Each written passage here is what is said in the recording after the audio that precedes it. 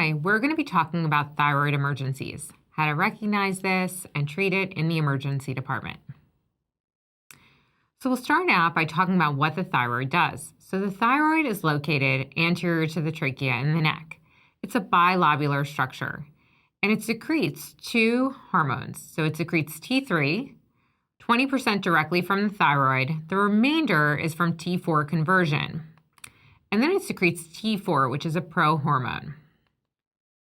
So of the hormone that's secreted, 99.5% of that hormone, so a big, large percentage of it, is bound to thyroxine-binding globulin, or TBG. And it's important to remember that only free T4 and T3 are metabolically active. So it's only about 0.5% of what the thyroid hormone secretes initially is free and metabolically active.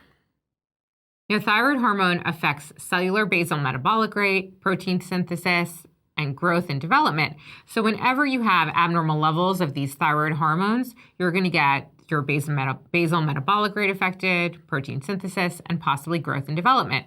And we'll see that reflected along this lecture based on the symptoms that people have when they have both hyperthyroid and hypothyroid. So the thyroid hormone, like many hormones in our body, exists via a negative feedback loop. So thyroid hormone production is first regulated by the hypothalamus and the pituitary gland.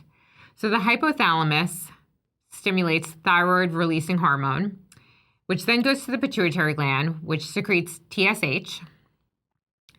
And then TSH stimulates production and release of T4, thyroxine, and triiodothyronine. I'm not going to say that anymore the rest of the lecture. T3 from the thyroid gland. So once it's released, T4 and T3 then have negative feedback mechanisms on production of TRH and TSH. The other thing that happens is in the peripheral tissues, T4 gets converted to T3 because T4 is a prohormone.